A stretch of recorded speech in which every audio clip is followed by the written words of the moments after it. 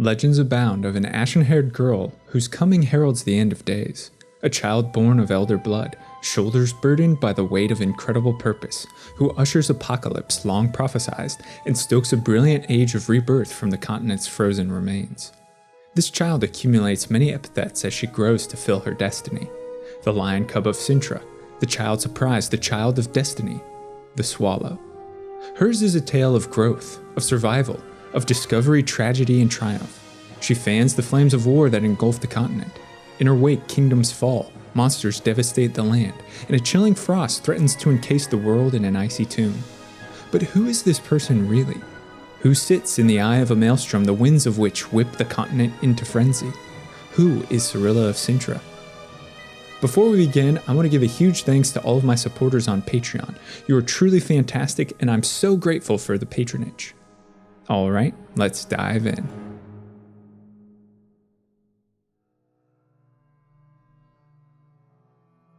Cirilla, or Ciri for short, is a leading protagonist in the Witcher series and one to whom the eponymous Witcher Geralt of Rivia is bound.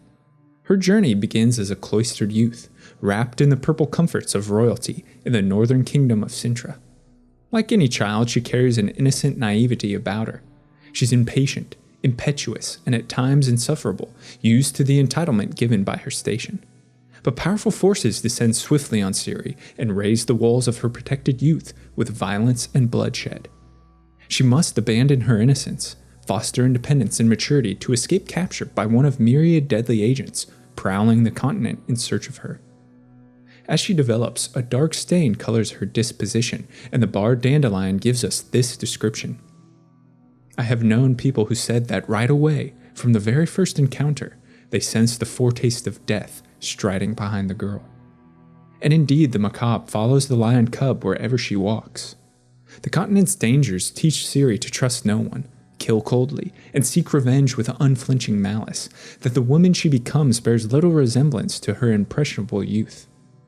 Cirilla is possessed of various traits and attributes that render her a great prize in the eyes of kings, emperors, wizards, and creatures from beyond the spheres.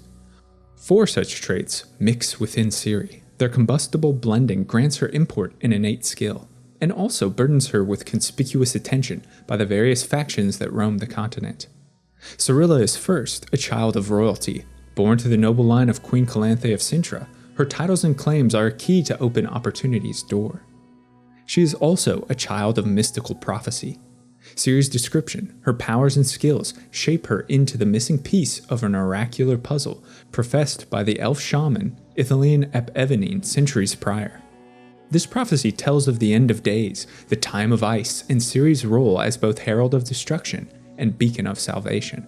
She herself possesses prescient foresight, and mystic trances often overtake her, granting visions of 1,000 present moments or futures yet to be. In the Blood of Elves novel, she describes a dream she has of Geralt.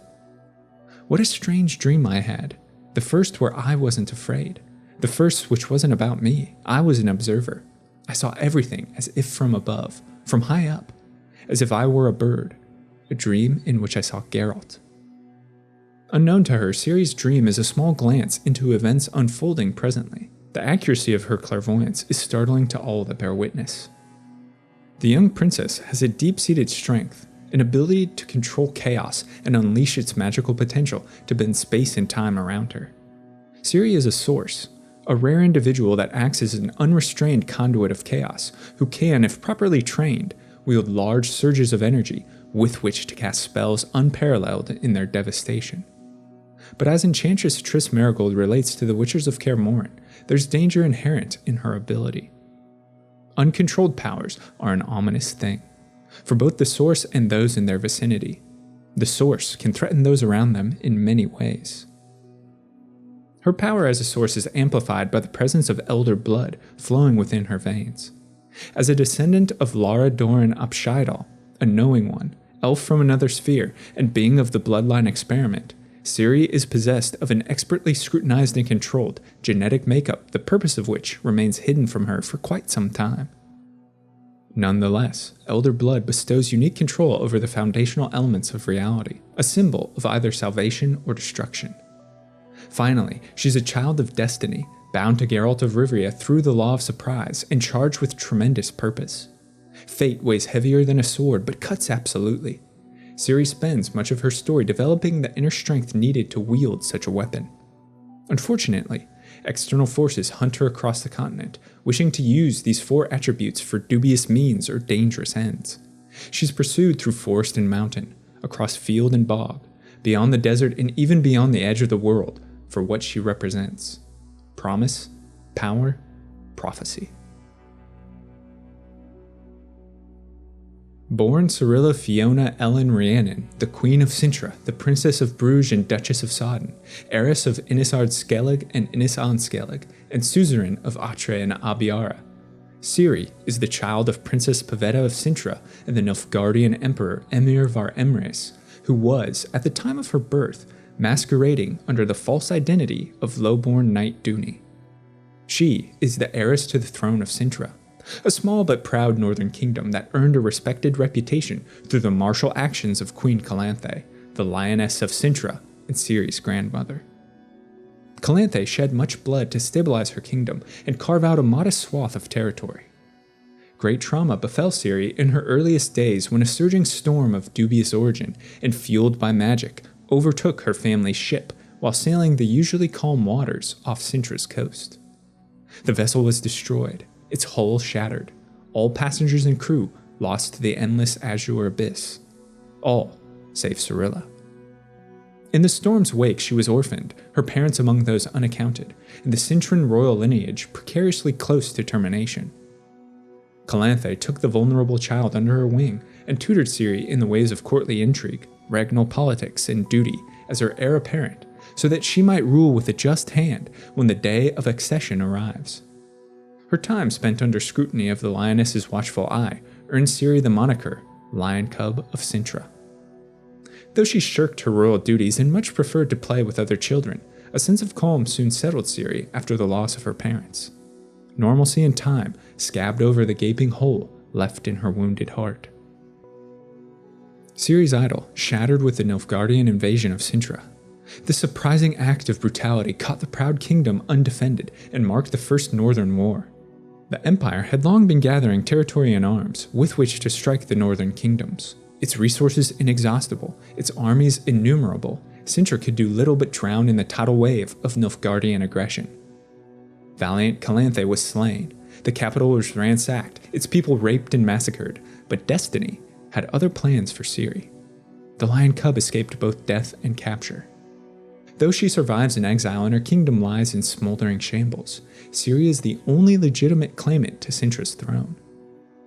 In the war's aftermath, which saw several other towns and villages inundated in Nilfgaardian black, the northern kingdoms realized their own weaknesses and so look about for any opportunity to bolster themselves against an inevitable renewal of conflict, lest they share in Cintra's fate. In the blood of elves, the great kings of the northern realms debate on how best to resolve Nilfgaard's occupation of Cintra. At first, they posit that the Lion Cub must be found and secured in her throne to rejuvenate the broken Cintran warbands of partisans that yet remain. Queen Meve states that the Cintrans persist in their search for her, because they need someone of royal blood to sit on their regained throne, someone of Calanthe's blood. As the discussion progresses, each ruler sees in Ciri a chance to seize power for themselves, a claim to the Cintran throne tantalizingly close, either through alliance, marriage, or underhanded subterfuge. If they capture the rogue princess and force her into diplomatic submission, Cintra's lands and levies would swell their own kingdoms. But no love is shared between the northern kingdoms, whose rulers can't countenance their rivals' gain. In their clandestine meeting, the regnal leaders decide instead that Ciri's noble blood is too much of a threat to leave to chance, especially if Nilfgaard finds her first. If the emperor and his men gain possession of the princess, their current occupation would be rendered legitimate. The annexation of Cintra, the first falling domino, ending in subjugation of the entire north. Resolved to mitigate this disastrous possibility, they agreed to assassinate Ciri and definitively terminate Calanthe's noble lineage. King Vizimir states, "But the Lion Cub, if she has survived, must now die, for reasons of state." Like hawks circling for prey, the northern kingdoms deploy cunning spies and ruthless killers to uncover the renegade princess. kingdoms of the north aren't the only interested party pursuing the young swallow, but for different purposes. More so than bloodlines, Ciri's role in prophecy attracts the attention of her father, Emir var Emreis, Emperor of Nilfgaard and the most powerful man on the continent. Enthralled by Ithlinne's prophecy and Ciri's purpose within recounted to him by the wizard Vilgefortz of Roggeveen, Emir's vanity convinces him that the white flame bespoke in prophecy is none other than himself. Emir utilizes prophecy to spread propaganda amongst non-humans in the northern kingdoms with promises of salvation. White chill will come to be, and after it the white light, and then the world will be reborn through the white flame and the white queen. The white flame a sobriquet for the emperor, and the white queen alluding to Cirilla. To fulfill Ithlinne's message, to place himself at the crossroads of destiny and power, to usher in the future, Emperor Emir mobilizes his vast resources in Cirilla's pursuit and seizure. Once securely in his possession, Emir plans to wed his own child not for her claim to the Cintran throne, but for prophetic significance. He wishes her to bear him children, for it's believed their offspring will usher in a new age of promise and progress, shattering the frost of the time of ice, melting the snows in chill. This revelation is brought to Geralt of Rivia through the investigative work of Codringer and Fen, and Cirilla is being hunted by Emir var Emreis, Emperor of Nilfgaard. Cirilla, irrespective of her will, is to become mother of the heir to the throne, mother to an archprince, the archprince of darkness, the descendant and avenger of that she-devil Falka. Vainglory and desire for immortality and history blind Emir's vision. He wishes to achieve the full extent of personal greatness through Ciri. The rogue wizard Vilgefortz of Roggeveen works closely with the Emperor in this regard, though possessed of dubious ulterior motives. Vilgefortz, after discovering Ciri's potential role in prophecy, understands that her elder blood is the true reward, en hen iker in elder speech.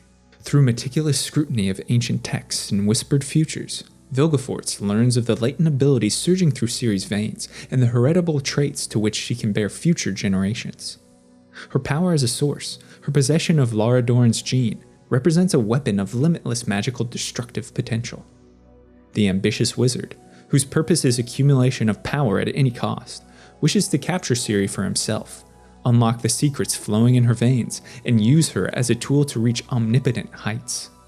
Vilgefortz and his assassin apprentice Reince track the lion cub using their own diabolic means. But again, they aren't the last group interested in Cirilla's elder blood.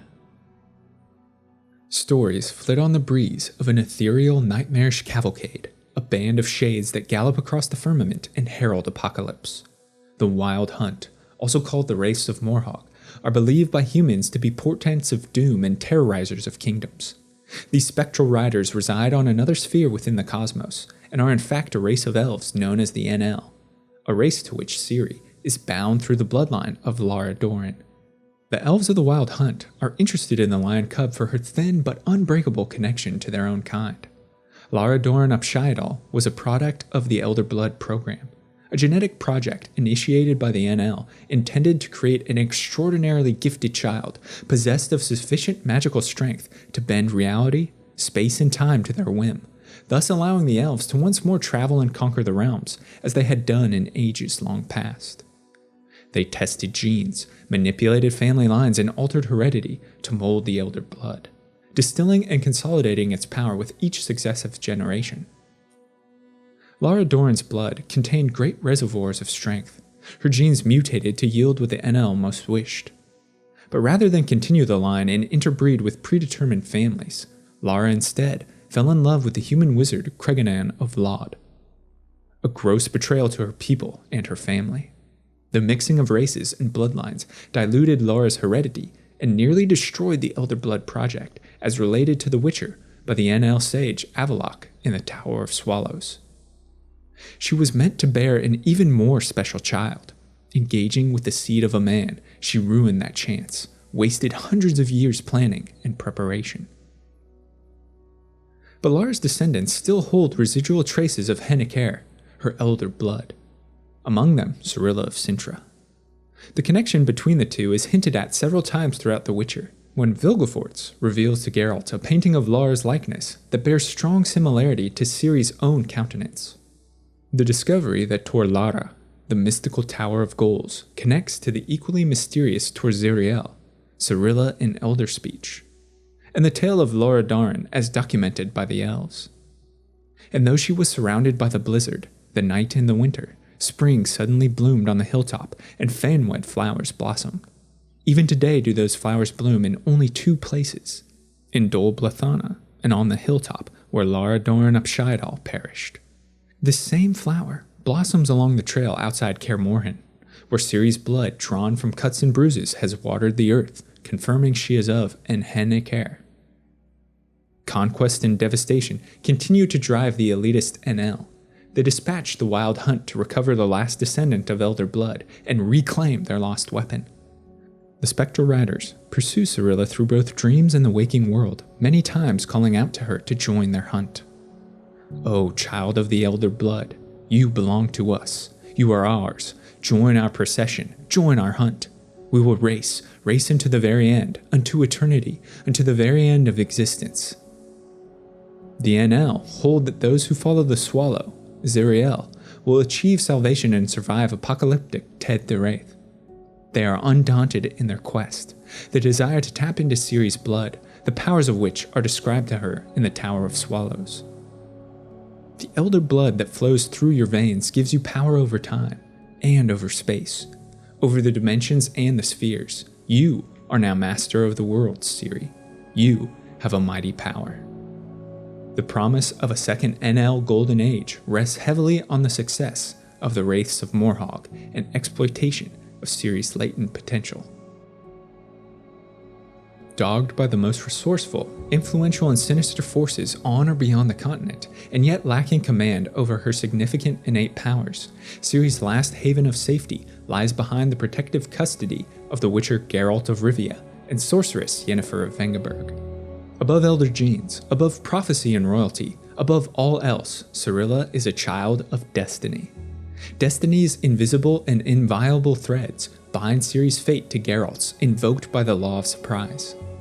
Earlier in his career, the Witcher saved Emhyr from Queen Calanthe's wrath, who was so outraged by the love Emhyr and Pavetta shared, and so disgusted by the curse afflicting Emhyr, that she attempted to kill the young man.